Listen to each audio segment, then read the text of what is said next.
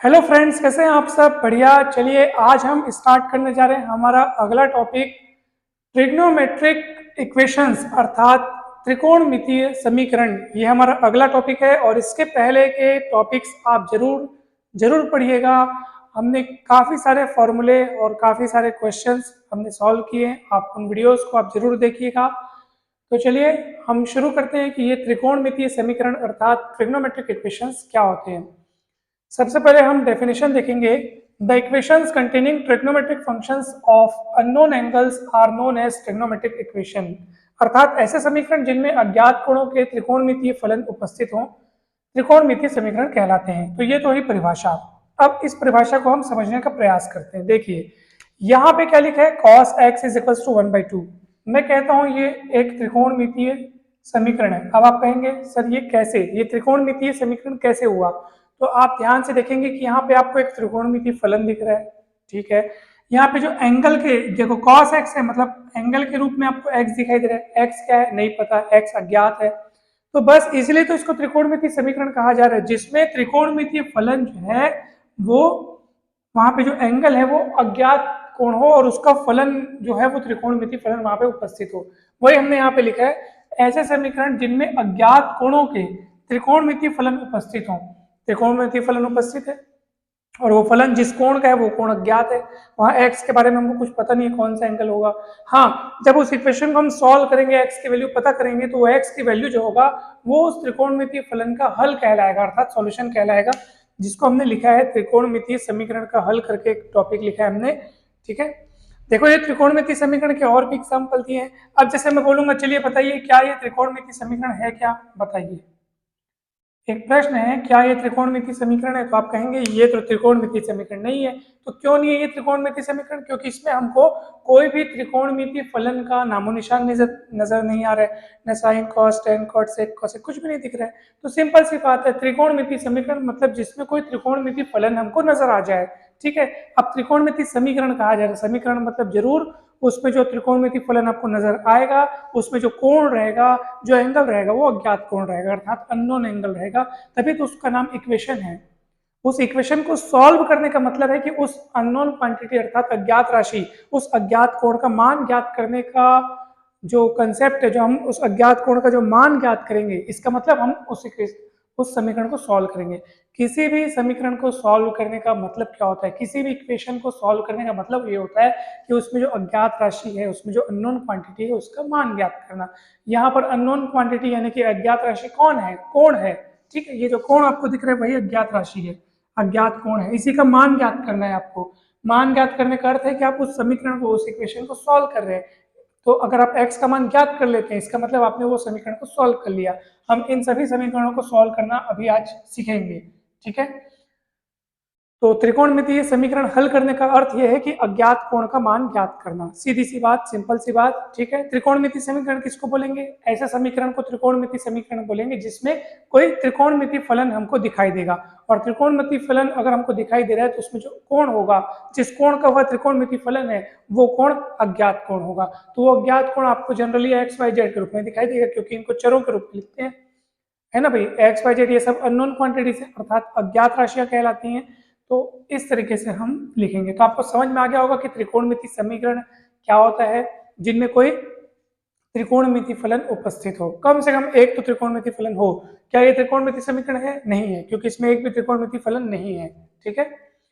तो चलिए ये हो गया। अब देखो त्रिकोणमितीय समीकरण का हल, इसका मतलब अज्ञात कोण का वह मान जो दिए गए त्रिकोणमितीय समीकरण को संतुष्ट करता हो, वह त्रिकोणमितीय समीकरण का क्या कहलाएगा? हल कहलाएगा। एग्जाम्पल के लिए आप देख लो यहाँ पे क्या लिखा है, देखो बोला साइन एक्स बराबर कितना लिखा है, देखो 1/2। अब आपसे मैं पूछूं कि साइन एक्स बराबर 1/2, तो यहाँ एक्स का मान क्या होना चाहिए ताकि साइन उतने का मान 1/2 हो जाए? कितने साइन कितने अंश का मान 1/2 होता है? या रेडियन में पूछूं तो साइन कितने रेडियन का मान 1/2 होता है?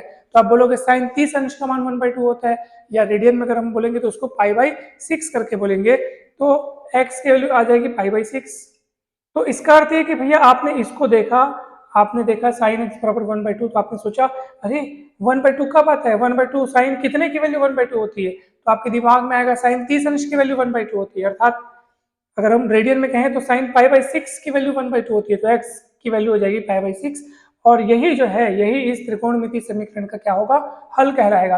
अब आप कहेंगे सर केवल π/6 बस इस समीकरण का हल थोड़ी होगा, और भी हल हो सकते हैं क्या? तो मैं आपको बताना चाहता हूँ, जी हाँ और भी हल हो सकते हैं।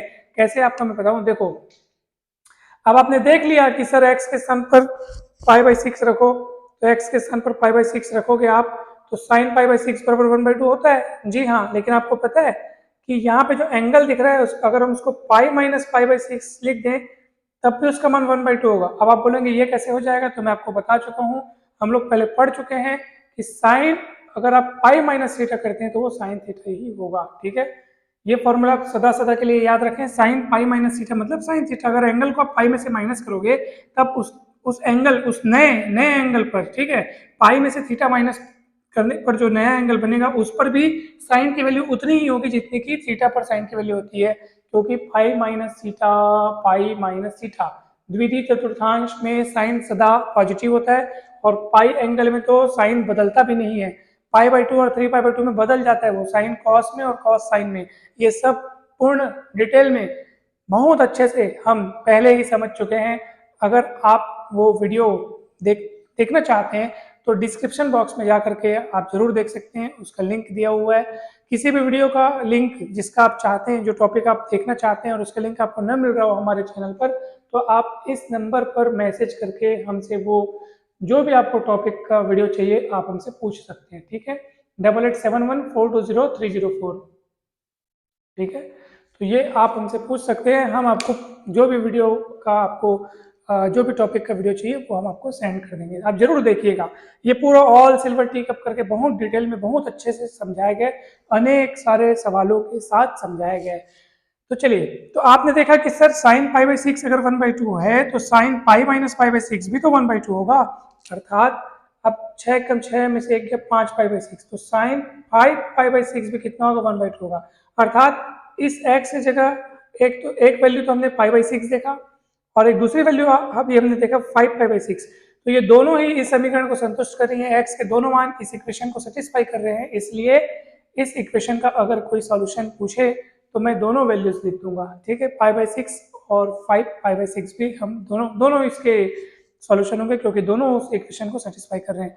अब मैं आपको एक बहुत बढ़िया बात बताता हूँ, ये दोनों ही इसके सॉल्यूशन मतलब सिर्फ यही दोनों इसके सॉल्यूशन नहीं होंगे, बल्कि इन दोनों के साथ साथ और भी x के अनेक ऐसे मान हैं जो इस इक्वेशन के क्या होंगे, सॉल्यूशन होंगे। ठीक है, जिनके बारे में हम बाद में अच्छे से पढ़ेंगे कि कैसे व्यापक हल ज्ञात किए जाते हैं, कैसे ढेरों मानों को हम किस तरीके से व्यक्त करते हैं, कैसे लिखते हैं, सब धीरे धीरे करके हम पढ़ते जाएंगे। फिलहाल अभी तो शुरुआत है। तो आपने समझा कि सॉल्यूशन ऑफ ट्रिग्नोमेट्रिक इक्वेशन, ठीक है, अर्थात त्रिकोणमितीय समीकरण के हल वो क्या होते हैं, तो वो अज्ञात कोण के वह मान होते हैं जो दिए गए त्रिकोणमितीय समीकरण को संतुष्ट करते हैं, इसको सेटिस्फाई करते हैं। अर्थात x के जगह वो कोण वो वैल्यू रखे जाने पर वो इक्वेशन सही साबित होता है, तो x के उन वैल्यूज को हम कहते हैं उन त्रिकोणमितीय समीकरणों का हल।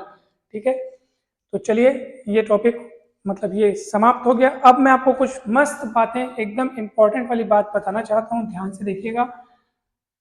फिर वो जो बातें मैं अब आपको बताने जा रहा हूँ वो फिर उनके बदौलत ये सवाल सारे के सारे बनेंगे। ध्यान से देखिएगा, अगर मेरे पास लिखा है साइन x बराबर 0, ठीक है, अब मुझे x का मान ज्ञात करना है, व्यापक हल हम ज्ञात करने जा रहे हैं। ठीक है, व्यापक हल मतलब जितने सॉल्यूशन हो सकते हैं सबकी बात अभी हम करेंगे। तो मुझे बताइए x की जगह मैं क्या रखूं ताकि साइन उतना बराबर 0 आ जाए। अर्थात आपको ये सोचना है साइन कितने का मान 0 होता है, तो आप बोलेंगे सर साइन 0 का मान 0 होता है, तो 0 एक तो इसका सॉल्यूशन हो गया 0। ठीक है, हम एंगल्स को यहाँ पर जो x के जो वैल्यूज लिखेंगे, एंगल्स को जो हम लिखेंगे हम रेडियन में लिखेंगे। ठीक है, अच्छा एक बात बताओ मुझे कि और कौन कौन से मान हो सकते हैं x के जिस पर साइन जो है वो 0 वैल्यू देता है, तो मैं आपको बताना चाहता हूँ पाई, क्योंकि साइन x की जगह अगर अपन पाई रख देना तो साइन पाई रेडियन मतलब 180 अंश, तो साइन 180 अंश 0 हो जाएगा, यानी साइन पाई रेडियन 0 होता है, साइन 2 पाई रेडियन 0 होता है, अगर 2 पाई रखोगे तब भी 0 हो जाएगा। हम सोच रहे हैं कि x के कौन कौन से मान होने चाहिए जिस पर साइन जो है वो 0 वैल्यू देता है। साइन 0 0 होता है, साइन पाई 0 होता है, साइन 2 पाई रख दोगे तब भी 0 आएगा, 3 पाई रख दोगे तब भी 0 आएगा, कोई भी पाई रख दो आप। ठीक है, पाई का कोई भी पूर्णांक गुणक रख दो, ठीक है, वो 0 ही देगा। आप बोलोगे सर माइनस में क्या क्या होगा, तो मैं आपको बताना चाहता हूँ माइनस पाई रखोगे आप तब भी आपको 0 मिलेगा, ठीक है। साइन देखो ना, आप माइनस पाई रख के देखो, माइनस बाहर आ जाएगा, ये साइन पाई बन जाएगा, है ना भाई, बराबर 0। देखो आता है कि नहीं आता, तो माइनस बाहर आ जाएगा, साइन पाई, साइन पाई की वैल्यू 0 होती है, तो -0 मतलब 0 ही तो हुआ ना। तो इसलिए याद रखना कि माइनस पाई रखोगे तब भी आपको 0 मिलेगा, ठीक है। -2 पाई रखोगे तब भी आपको 0 मिलेगा, यानी कि हम उन मानों के बारे में विचार कर रहे हैं जिस पर साइन की वैल्यू 0 होती है। -3 पाई में 0 होगा, ना तो इधर अंत होगा ना तो इधर अंत होगा, ठीक है। तो इसका अर्थ यह है कि साइन x बराबर अगर आपको 0 दिया है तो x के मान जो है वो 0 हो सकता है प्लस माइनस पाई, क्योंकि प्लस पाई और माइनस पाई दोनों संभव वैल्यूज है, तो हम एक साथ लिख रहे हैं यहाँ पे इसको, +-2 पाई हो सकता है, +-3 पाई हो सकता है, और ये चलते जाएगा। ये x की वैल्यूज हो सकती हैं इतनी, और यही सब इस इक्वेशन की इस समीकरण के हल कहलाएंगे। आप देख लो, अगर हम इनको शॉर्ट फॉर्म में लिखना चाहते हैं तो हम ऐसे लिखेंगे x = n पाई, बस क्या लिखेंगे, x = n पाई, बाजू में बता देना n कौन है भाई, n belongs to z, z क्या है, पूर्णांकों का समुच्चय, ठीक है। z जो है वो क्या है, पूर्णांकों का समुच्चय है।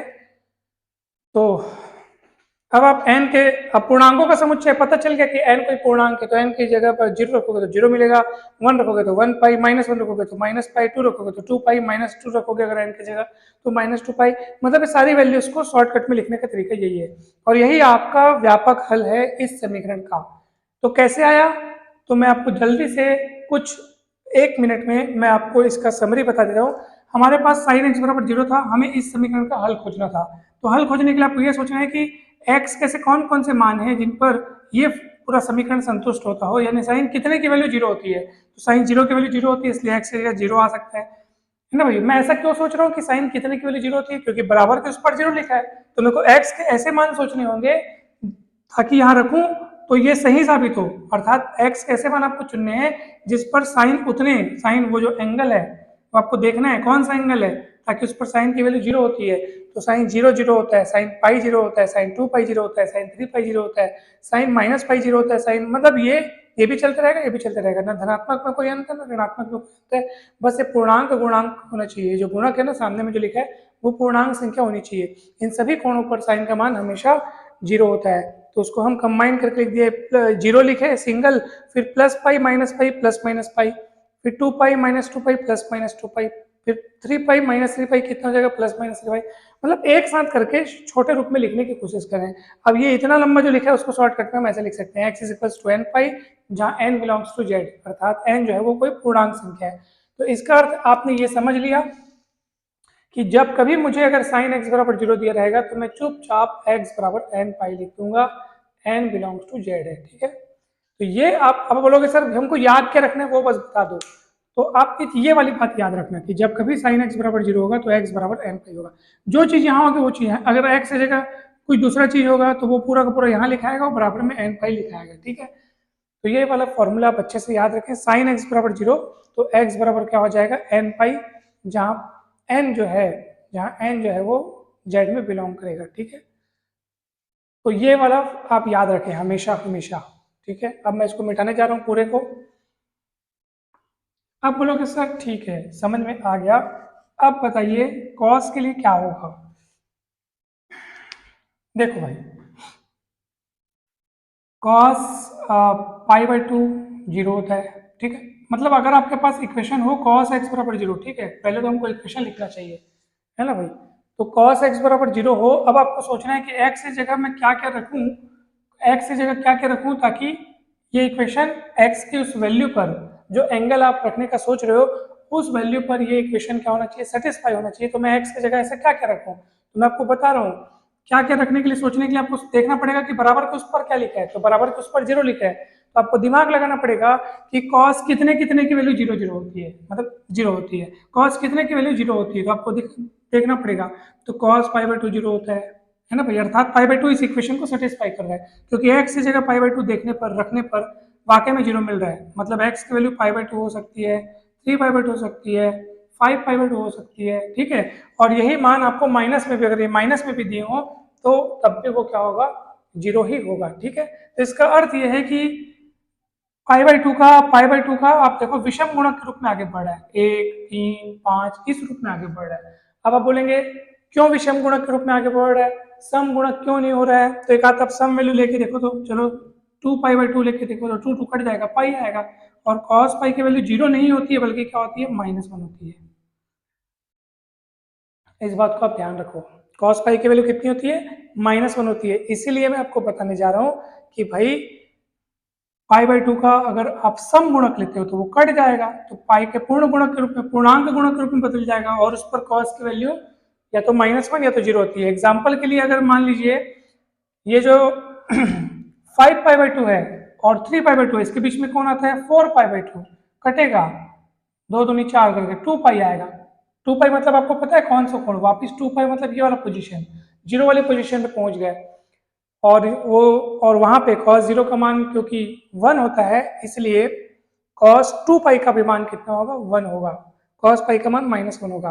लेकिन हमको अभी 0 लाने से मतलब है, तो 0 कब आता है आपको पता है, जब x की वैल्यू पाई बाई टू हो, 3 पाई बाई टू हो, -5 पाई बाई टू हो, तो इस तरीके, सॉरी हाँ मतलब माइनस बोल दिया मैं, वैसे माइनस में भी होगा। पहले तो मैं मुझे एक साथ पूरे प्लस के नाम लेने हैं, पाई by to, 3 pi by to, 5 pi by to, 7 pi by to, 9 pi by to, विषम गुणक होना चाहिए, ठीक है, विषम गुणक, पाई बाई टू का विषम गुणक, ठीक है।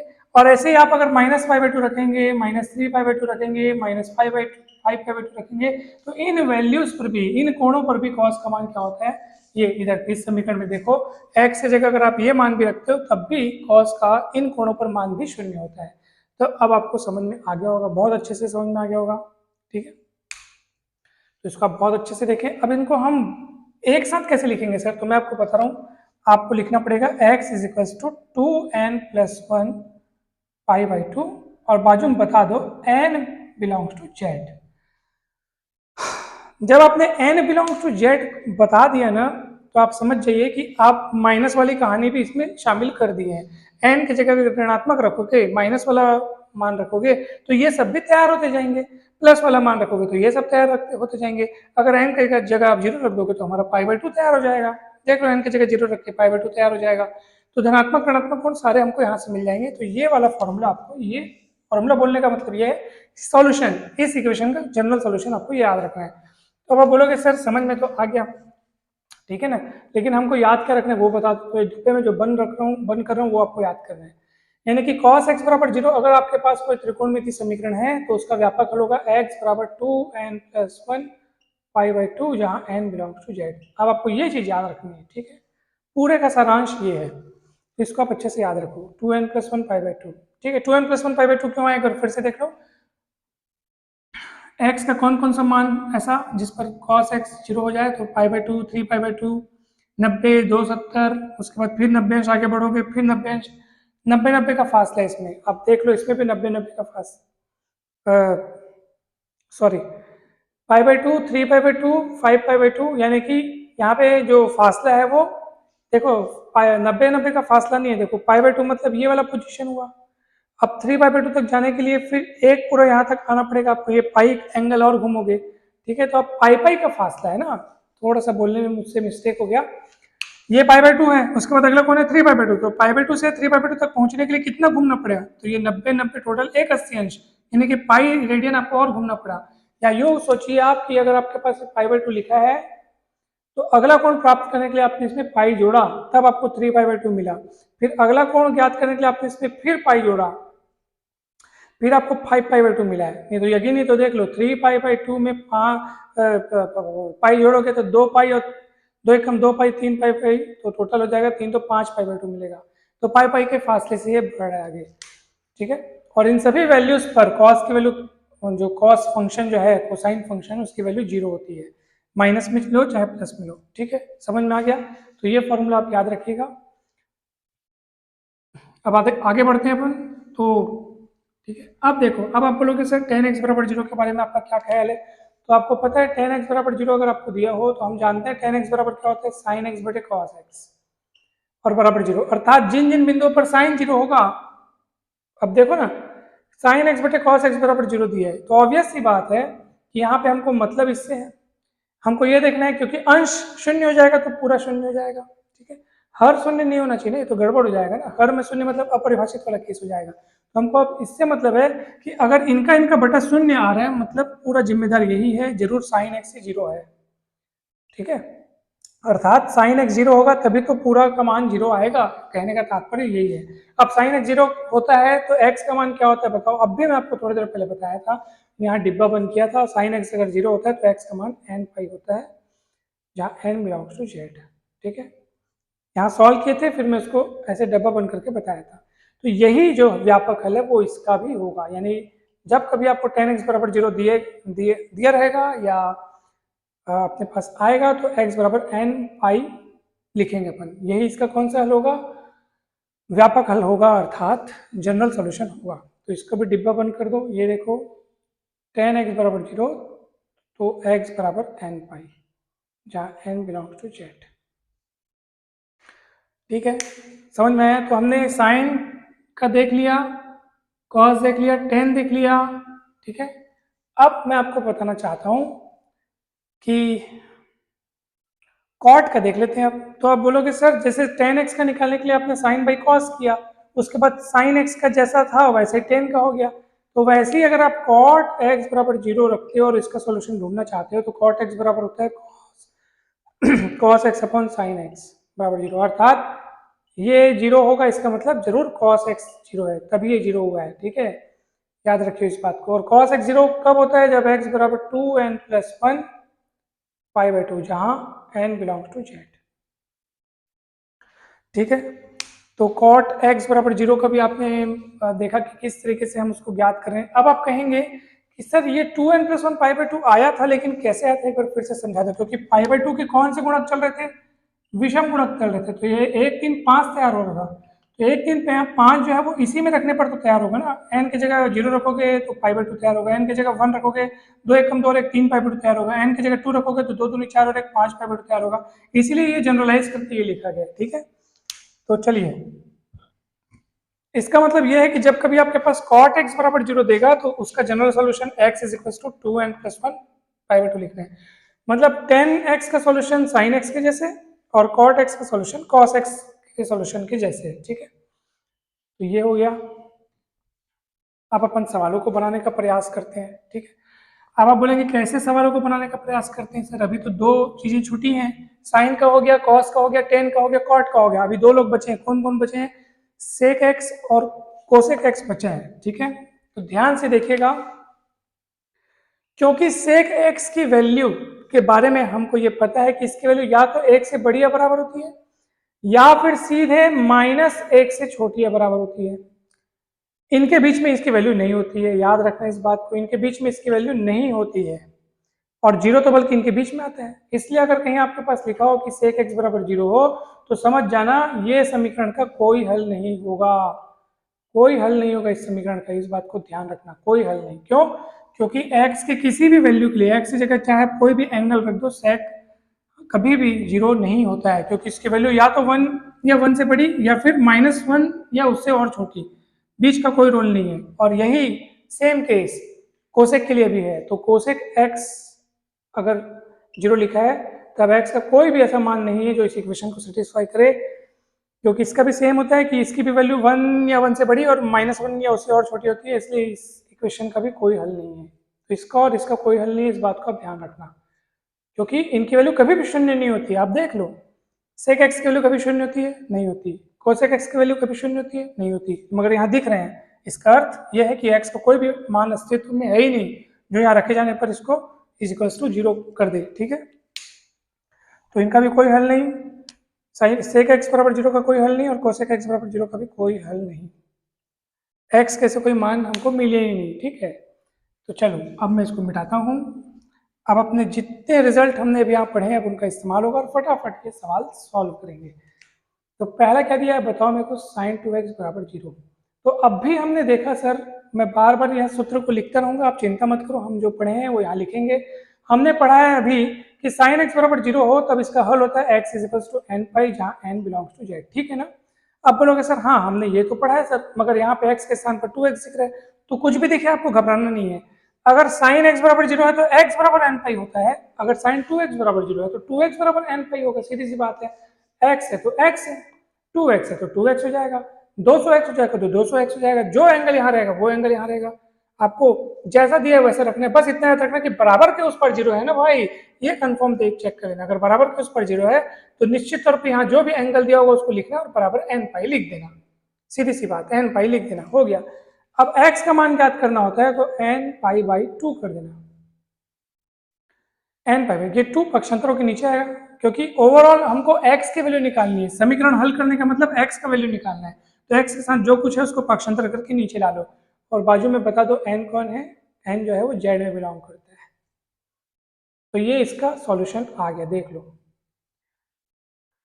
ठीक है, चलो उसको देखो, सेम टू सेम बनेगा, इसको भी बता देता हूं मैं। देखो साइन 3x/2 बराबर 0, तो आपको है ना भाई, साइन 3x/2 बराबर 0 है तो आपको फिर से वही वाला फॉर्मूला लगाना है। इससे एंगल से भी नहीं घबराना है, बस आपको देखना है अरे बराबर में शून्य है ना, मतलब यही वाला लगेगा। साइन x बराबर 0 होता है तो x बराबर n पाई होता है, साइन इतना बराबर 0 होगा तो इतना बराबर n पाई हो जाएगा।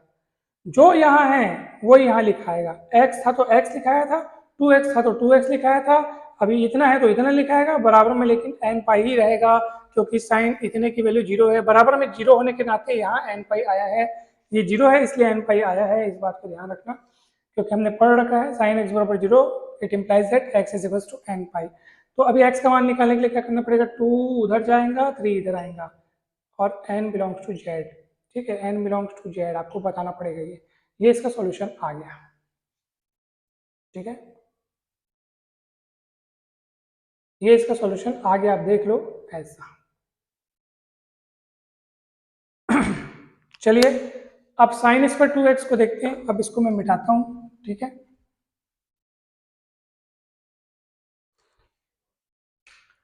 साइन स्क्वायर 2x बराबर 0, तो इसका मतलब यही हुआ ना कि साइन 2x बराबर 0, दोनों और वर्गमूल भी ले लोगे तो शून्य का वर्गमूल 0 होता है, तो शून्य का वर्गमूल मतलब 0 शून्य जो भी है 0 होता है, तो ठीक है। अब साइन 2x बराबर 0 हो गया, फिर वही बात आ गई कि साइन x बराबर 0 है तो x बराबर n पाई होता है जहाँ n बिलोंग्स टू z। तो वैसे ही साइन 2x बराबर 0 होगा तो 2x बराबर n पाई होगा जहाँ n बिलोंग्स टू z। तो 2 को नीचे लाओगे तो x बराबर हो जाएगा n पाई बाई 2 जहाँ n बिलोंग्स टू z। हो गया, आपका काम खत्म, आंसर आ गया। देख लो, कुछ नहीं करना है, अगर बराबर में 0 दिख रहे हैं तो जो एंगल यहाँ रहेगा उसको रख के बराबर n पाई रख देना है, खेल खत्म। चलो आगे बढ़ते अपन, सवाल बन गया। चलो अगला cos 3x बराबर 0, cos 3x बराबर 0। अब क्या होगा, घबराना नहीं है, हमने पढ़ रखा है cos x बराबर 0 होता है तो x बराबर क्या होता है 2n+1 पाई बाई 2 जहां n बिलोंग्स टू z। ठीक है, होता है कि नहीं होता है बता दीजिए, इतना होता है ना।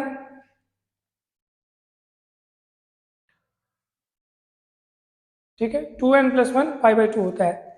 तो आप बोलोगे सर जब x होता है तो x इधर आता है, अब यहाँ पे 3x दिख रहा है तो 3x आएगा, तो 3x बराबर 2n+1 पाई बाई 2। ठीक है, जहाँ n बिलोंग्स टू z, तो 3 को नीचे ले लो क्योंकि अपने को ओवरऑल अपने को सिर्फ और सिर्फ x को अकेला रखना है, x की वैल्यू निकालनी है। समीकरण हल करने का मतलब है कि अज्ञात राशि अर्थात वहां पे जो चर है, जो वेरिएबल है, जो अननोन क्वांटिटी है, कौन है, x है, उसका मान ज्ञात करना है। ठीक है, तो 2n+1 पाई बाई 2 है और 3 और चले जाएगा, 3 दूनी 6 हो जाएगा, ये n बिलोंग्स टू z। आपका आंसर आ गया। इस टॉपिक का ये पहला वीडियो है इसलिए हम सरल सरल सवाल पढ़ रहे हैं क्योंकि अभी हम बेसिक सीखना चाहते हैं, ये बेसिक है पूरा।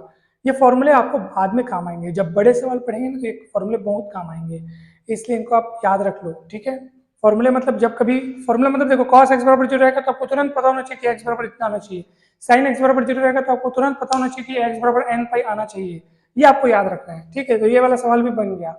अब tan x/2 बराबर 0 ये देखते हैं। चलिए 10x वाला भी मैं सॉल्यूशन बता चुका हूं, इसलिए ये आपका होमवर्क है, आप बनाएंगे और कमेंट करके मुझे बताएंगे इसका आंसर क्या आएगा।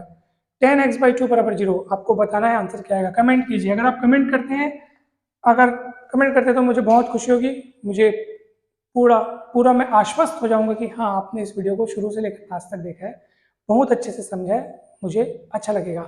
इसलिए ये आपका होमवर्क है, ये तो 2 मिनट में आपसे सॉल्व हो जाएगा, सॉल्व करें और कमेंट करके जरूर बताएं। ठीक है।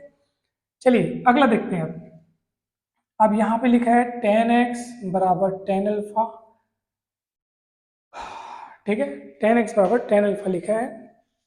तो चलिए अब अपन इसको सॉल्व करते हैं। tan x बराबर tan अल्फा जो यहाँ पे लिखा है, तो इसका सॉल्यूशन जो है वो अब हमको ज्ञात करना है, ध्यान दीजिएगा, ठीक है। तो देखो भाई सब ध्यान से देखिएगा।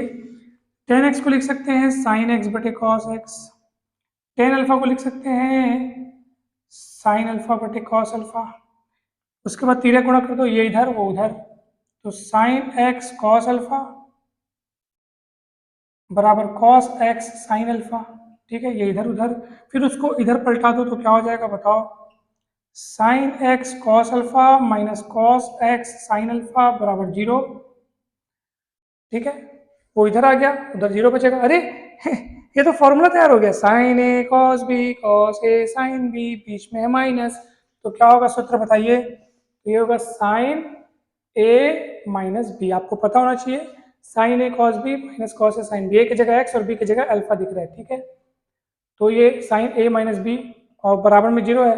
अब बताओ ये तो उसी रूप में बदल गया, सुनो सोचो जरा, अगर sin x बराबर 0 होता था तो x बराबर n पाई होता था क्या होता है, ठीक है, लेकिन अभी हमने इसको थोड़ी देर पहले पढ़ा है, sin x बराबर 0 तो x बराबर n पाई, ठीक है, तो x है तो x है और x की जगह इतना रहेगा तो उतना हो जाएगा, ठीक है, ओ सॉरी, x माइनस अल्फा बराबर n पाई, जो चीज यहाँ रहेगी उसको यहाँ लिखना है, क्योंकि बराबर में 0 है ना, तो साइन फलाना बराबर 0, तो फलाने की जगह आपको n मतलब फलाने को n पाई के बराबर रखना है, तो x का मान निकलेगा n पाई प्लस अल्फा, ठीक है, ये आपका आंसर आ गया,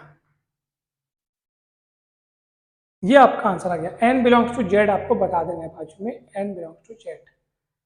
देखो कहीं डाउट हो तो पूछ लो, कहीं पर भी डाउट हो तो पूछना है आपको, लेकिन समझ में आ गया होगा इतना मुझे पूरा का पूरा विश्वास है।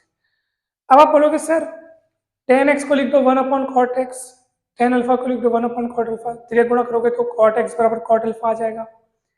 तो जब इसका सॉल्यूशन ये है तो क्योंकि इसी को अल्टीपल्ट, इसको तो दोनों पक्षों को पलटने पर आप कॉट एक्स बराबर कॉट अल्फा प्राप्त कर सकते हो, तो इसका अर्थ ये है कि जो इसके सॉल्यूशन है वही उसका भी सॉल्यूशन हो जाएगा, तो इसको याद रखना, यही सॉल्यूशन किसका है, कॉट एक्स बराबर कॉट अल्फा का भी है, ठीक है। चलिए अब इसको मिटाता हूँ और लास्ट वाला आपको बताता हूँ।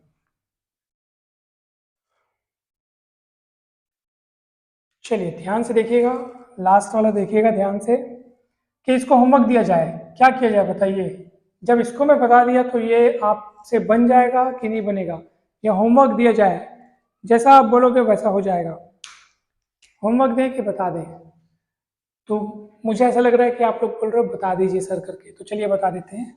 तो cos x minus cos alpha बराबर 0, ये पलट गया इधर, ठीक है, इधर पलटाए माइनस में है, उधर 0 बचा। अब फॉर्मूला बताइए cos c minus cos d का, ये होता है क्योंकि घट रहा है तो 2 sine c plus d by two, sine c minus d by two होता है तो यहाँ माइनस लग जाता है, अगर ये d minus c by two होता है तो यहाँ माइनस नहीं लगता है। चलिए उस हिसाब से अगर ये फॉर्मूला आप यहाँ फिट करोगे, c की जगह x और d की जगह अल्फा दिख रहा है, तो जब इसका बराबर ये होता है तो इसके बराबर क्या होना चाहिए, फॉर्मूला लगाओ, तो minus 2 sine c plus d by two मतलब x plus alpha by two, और sine c minus d by two मतलब x minus alpha by two, ठीक है, बराबर 0, ये -2 पक्षांतर होकर तो 0 बटे में 0 खत्म हो जाएगा पूरा। अब आपके पास क्या बचेगा, sine x plus alpha by two sine x minus alpha by two बराबर 0, अलग अलग शून्य के बराबर लेंगे इनको, ठीक है। अब मैं इस पर वाला मिटा देता हूँ, ठीक है, तो चलो साइन x प्लस अल्फा बटे 2 0 होगा, साइन x माइनस अल्फा बटे 2 0 होगा। अरे साइन इतना बराबर 0 मतलब क्या हो जाएगा, आपको बताया मैं, जो भी चीज यहाँ दिखेगा उसको n पाई के बराबर रखना, भी बताया मैं आपको, फिर यहाँ पे भी आपको वही काम करना है, n पाई के बराबर रखना है, तिरक गुणा करना है तो 2n पाई हो जाएगा, और अल्फा पक्षांतर कर देना तो x बराबर आ जाएगा 2n पाई माइनस अल्फा, यहाँ से 2 को पक्षांतर करके अल्फा को उधर भेज देना तो अल्फा उधर जाके प्लस में हो जाएगा, तो यहाँ से x का मान आ जाएगा 2n पाई प्लस अल्फा, तो एक बार मिल रहा है 2n पाई माइनस अल्फा और एक मिल रहा है 2n पाई प्लस अल्फा, तो दोनों को कंबाइन करके लिखेंगे तो क्या हो जाएगा बताओ? तो हो जाएगा x is equal to 2n pi plus minus alpha. तो ये याद रखना कि जब कभी आपको cos x बराबर cos अल्फा दिखे, देख लो ये वाला, तो उसका सॉल्यूशन होगा ये x का मान 2n pi plus minus alpha, और जहां n बिलोंग करता है z में। ठीक है, इसको आप ध्यान दीजिएगा। तो ये वाला सवाल भी बन गया। सारे त्रिकोणमितीय समीकरण को हमने सॉल्व कर लिया। एक हमने होमवर्क दिया है, ये आपका होमवर्क है, सॉल्व करेंगे, कमेंट करके आंसर बताएंगे। नेक्स्ट वीडियो में, नेक्स्ट क्लास में हम देखेंगे इससे आगे के जो त्रिकोणमितीय समीकरण होंगे थोड़े इससे अलग प्रकार के, उनका हल निकालना सीखेंगे और अनेक सारे सवाल भी हम करेंगे। तो आज की क्लास में इतना ही। वीडियो अच्छा लगा हो तो जरूर लाइक करें, चैनल को सब्सक्राइब करें, वीडियो को फ्रेंड्स के साथ जरूर शेयर करें, जितना ज़्यादा हो सके शेयर करें, क्योंकि अगर आपको इन वीडियोस से हेल्प मिल रही है तो आप भी इन वीडियोस को अपने सारे दोस्तों को शेयर करके उनकी हेल्प कीजिए। तो जरूर जरूर जरूर शेयर करें और कमेंट करके अवश्य बताएं कि ये वीडियो आपको कैसा लगा, कैसी लग रही है क्लासेस, वीडियो सीरीज जो भी चल रहा है वो कैसा है। तो आप अगर बताएंगे तो हमें बहुत अच्छा लगेगा और हम आगे के वीडियोस बनाने को प्रेरित होंगे। अगर आपको इनसे लाभ मिल रहा हो तो ज़रूर कमेंट करें, इसका भी उत्तर बताएं। और आप सभी का बहुत बहुत धन्यवाद। एक खास बात मैं आपको बताना चाहता हूँ, हमने व्हाट्सएप पर एक ग्रुप बनाया हुआ है जिसमें हम अपने कंटेंट, वीडियोस वगैरह और जो कुछ भी जानकारी होती है उसको शेयर करते हैं। काफ़ी सारे कैंडिडेट्स जुड़ चुके हैं उस व्हाट्सएप ग्रुप में। अगर आप भी जुड़ना चाहते हैं तो हमारे इस नंबर पर आप हमें मैसेज करें, अपना नाम बताएं और हम आपको उसमें ऐड कर देंगे उस ग्रुप में। तो 8871420304। ठीक है, तो चलिए आज की क्लास में इतना ही। आप सभी खुश रहें, मस्त रहें, स्वस्थ रहें, प्रसन्न रहें, खूब सफल हों और खूब सफल हों। Thank you so much.